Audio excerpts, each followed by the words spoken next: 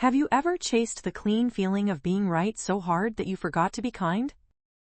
If that question stings even a little, then this story is for you. I will show you the high, the crash, and the slow cure. We begin in a bright town hall in a city called Greenbridge. Phones are up, and the room smells of coffee and nerves. A man named Jonah Vale stands with a mic in his hand. He works in compliance at a tech firm called Aurora Ledger. He is smart and careful, and a little too hungry to matter. The crowd expects a simple Q&A, but Jonah has a different plan. He raises his chin and speaks with the steady tone of a judge. I need to address a conflict of interest by a director on the finance side. The room tightens and the cameras lock on his face. Names are not the point in this moment. The point is a public act that feels clean and brave. Jonah lists the facts he has gathered and the pattern he believes he sees. I believe this pattern harms trust and pushes risk onto people with no power. A gasp runs down the rows, and then applause fills the room. He stands straighter because praise can make a back taller. Inside his head, a faint static begins, and it feels like a signal that says, keep going. For the rest of the day, people turn to Jonah for guidance. Messages pour in and say thank you, and say finally, and say we needed you. He scrolls and nods and tells himself he is just doing his job. The rush hits fast, and then it drops hard. That night, he sleeps 2 hours and wakes with a bright idea. He writes a policy thread before breakfast. It is crisp and wide, and it cuts through edge cases. He posts it, and people cheer in the chat and share it outside. The static in his head hums again and says, "See how clean this is." By noon, managers are asking if his thread can become a real rule. HR says we should review this deeply, but the timeline is hot. He says we can refine later and pushes for an early vote. The vote passes because people feel pressure. The new rule lands fast and sharp. Jonah floats for a week on steady approval. His name trends in small ways that still feel large. A young intern named Lena watches him work and takes notes. I admire your focus and I want to learn how you check facts at speed. He smiles and says the word diligence and keeps typing. The second week brings a leak that complicates the picture. A memo appears that shows the director tried to report an accounting issue months ago. The effort was clumsy and late, but it was not nothing. The memo does not fit the clean frame Jonah built at the town hall. He reads it twice and feels a stone in his throat. He worries the crowd will turn if the frame looks bent. He opens a new thread to explain why the main point still stands. Even with this memo, the risk to trust remains and the rule must hold. The thread gets a strong response, and the static hums again. In the third week, the rule hurts someone who is not part of the conflict. A night janitor named Mr. Demas loses his job because a contractor pipeline freezes under the new rule. He is quiet and steady, and he has 2 children in school. Jonah hears this and tells himself it was the cost of the policy. He does not like the words, but he keeps them. Lena walks up to him with a small voice that still carries. What if we check how the rule lands on people who did not cause the harm? Jonah thanks her for the thought and says he will review it tonight. Tonight becomes tomorrow, and tomorrow becomes Monday. The review never reaches his calendar. The fourth week brings a private clip to his inbox. The clip shows the director meeting with finance months ago. The director is not smooth, but he is trying to fix a mess that no one wants to own. The clip is not proof of guilt or proof of innocence. It is proof that people are messier than threads. Jonah sits still, and the static cuts out. When the static is gone, he hears his own breath, and it sounds new. He wants to post again to regain the clean edge. He writes a strong line and hovers over send.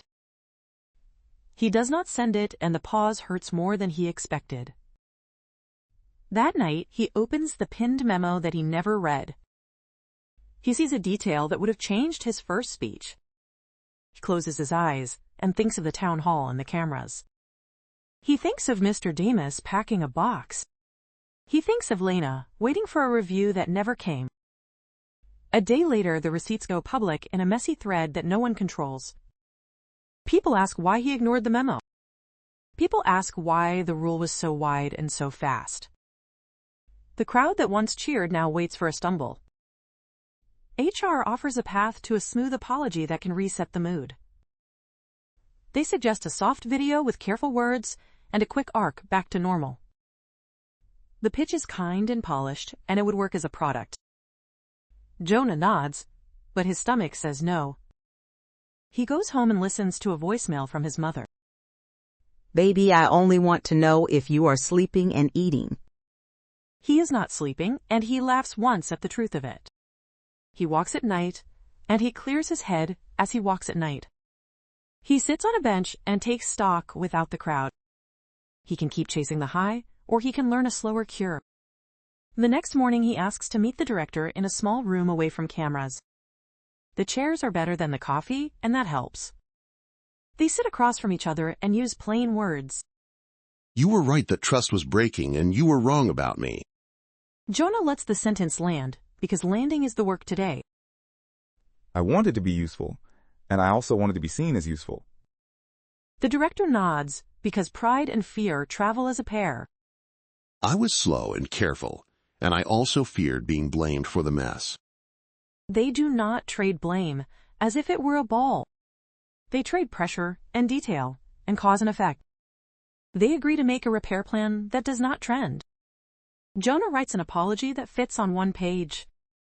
He keeps adjectives out and keeps verbs in. He does not ask for grace inside the apology. He sends it to the people who were hit by the rule before he posts it. He calls HR and asks for a review board that includes his loud critics. He puts part of his bonus into a rehire pipeline for workers who were cut by the rule. He calls the contractor firm and speaks to a manager about Mr. Demas. The manager says they can bring him back if the freeze lifts. Jonah signs what he must sign to lift the freeze in a safe way.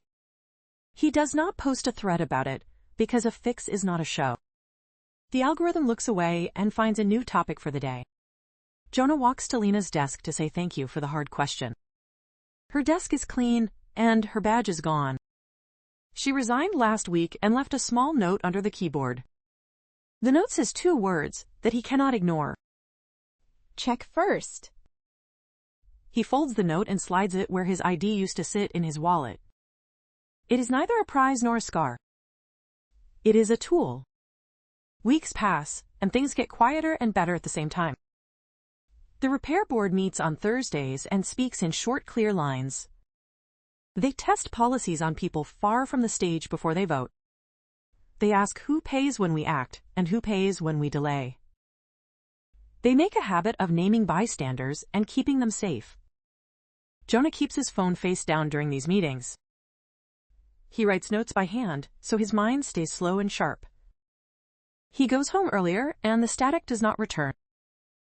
He calls his mother and says he is sleeping better and means it. Then the day is already a good day.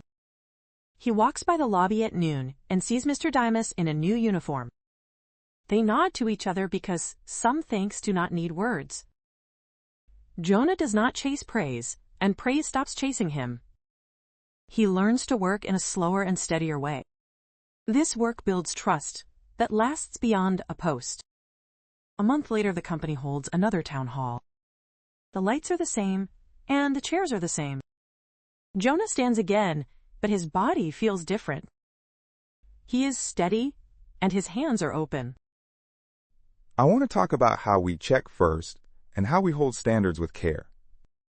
The room listens because the tone is not a fight. He explains a simple order for hard days. We start with facts, and we test reach, and we name who could get hurt by the fix. He gives a short example that does not point a finger at a person. When harm is real, we act fast, but we choose tools that do not break other lives.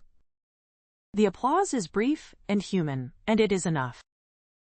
After the town hall, a few people stop him to ask for the steps he used. He writes them down and shares them without his name on top. He does not mind that the heat is gone. He minds that the work is real. He keeps a small card on his desk. The card has 3 lines that he reads each morning. The first line says, "Ask more before you tell more." The second line says, "Measure twice when a rule is sharp." The third line says, "Keep bystanders out of the blast." His days grow lighter, and his nights grow longer in the best way. He does not get the old rush, and he does not miss it. He learns that people remember quiet fairness more than loud purity. He learns that repair is proof, not performance. He keeps the note from Lena, where he can touch it without looking. He keeps the apology letter in a folder that he opens when he feels the itch to post. He keeps a copy of the memo he missed on the wall near the door. It reminds him that certainty is a fast teacher, and not always a good one. Months turn and the company is calmer. New hires join and do not know the old storm. They benefit from steps they did not see. But that is how it should be. Jonah mentors a new analyst and starts with a question. What would it cost the wrong person if we rush this step? The analyst says a small cost, and then frowns and says, maybe a big one. They slow down, and the result is better. Jonah walks past a wall of photos in the lobby. He sees faces from a volunteer day at a food bank. He thinks of work that helps without a headline. He thinks of how a process can be kind without being weak.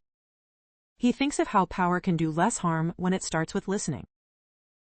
On a quiet Friday afternoon, he gets a message from the director. We're running the new check first step on a hard case, and I thought you would want to see it.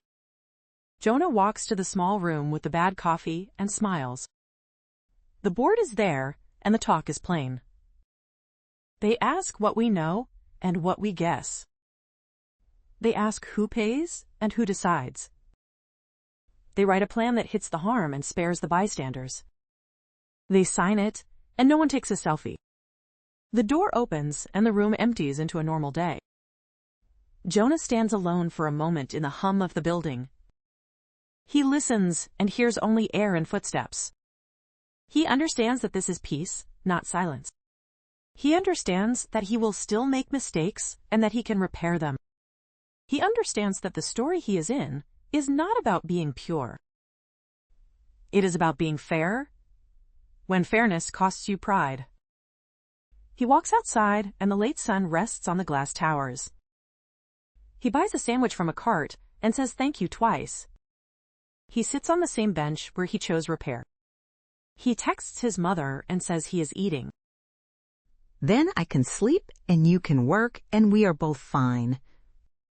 He sends a short message to Lena, even though he does not know where she went. Your 2 words saved me from myself, and I mean it. The message does not bounce, so he hopes it lands. He looks up and sees a bird on a wire. It stays balanced, and he remembers that image. Here is the simple moral, and I will say it once. Justice without humility is a mask that hides harm. If you feel the pull to be right, then try to be fair first. You will still sleep and people will still heal, and the world will be a little less sharp. Thank you for staying with me to the end of this story. If this moved you, please tap like and subscribe, and share a comment with your view. If you wish to support this channel, please use the QR code on the screen or the link in the description. You will also find links in the description to other works in different series. I hope you will watch the next story on Gold and Thorns very soon. Until then, take care of your heart and check first.